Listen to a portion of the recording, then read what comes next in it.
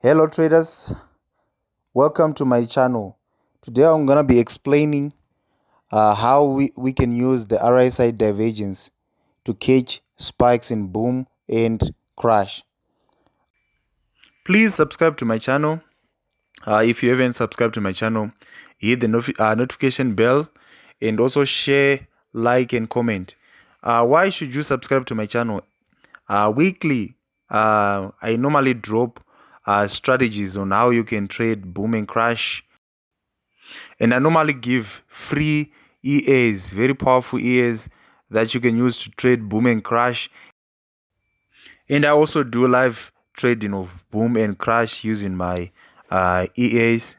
Okay, let me first of all start with explaining what is a divergence.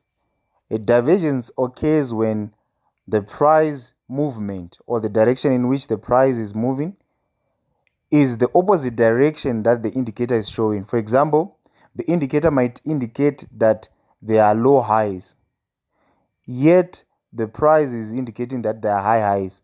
In that case, we are talking about a regular bearish divergence.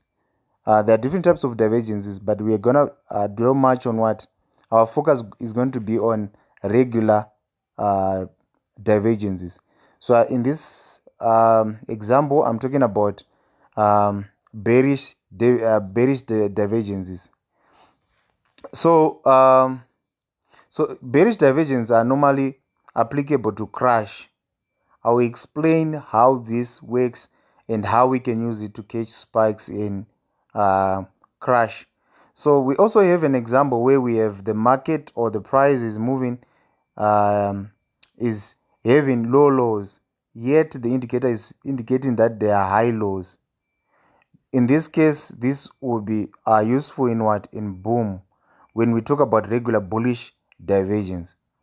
Okay, let's look at a practical example in the boom market. Let's look at an example in boom market.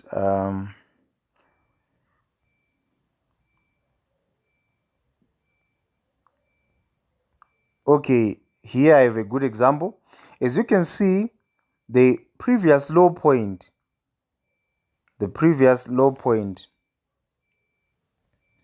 I'm talking about this point and this point, and the previous low point on the RSI, this point and this point. If we draw a trend line, we can see that the RSI is making high lows, yet the price is indicating low lows. So this is a regular bullish divergence. Okay, so how then do we use this to catch spikes? After a spike occurs, but in most cases, it must be on a key level. You must have a key level. When a spike occurs, then you wait. You draw a line. You're going to draw a line on the previous low point here. Then you wait for the market to retrace backwards. So there was this spike and the market is now retracing, going down. Then at this point, when the market reaches that line, you check the position of your RSI. So my RSI was here. You can see that it's still very up there, indicating that there is a loss of momentum. There is a loss of momentum because in most cases, the RSI should move in the same direction with the price. So when this happens, this will indicate that there is a possibility of a market reversal.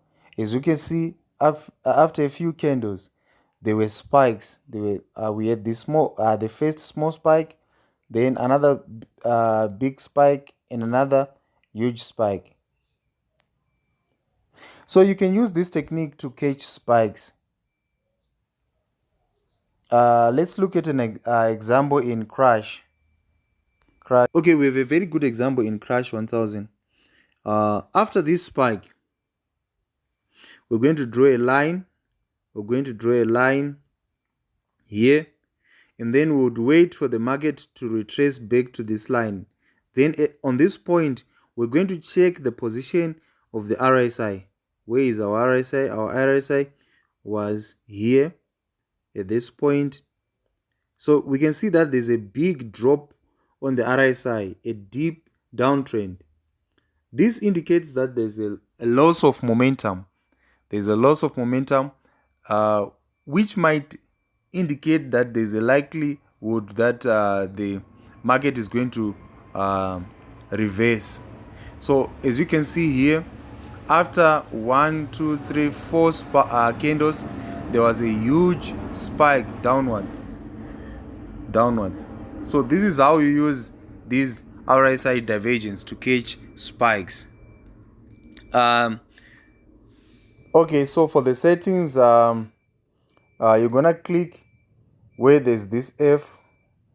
Then let me delete this. You click here, then you look for the RSI on oscillators. Here I have my RSI. Then these are the settings. The period is 14, apply to close. These are just the default settings. You can use those default settings in this strategy. Thank you so much for your time. Bye bye.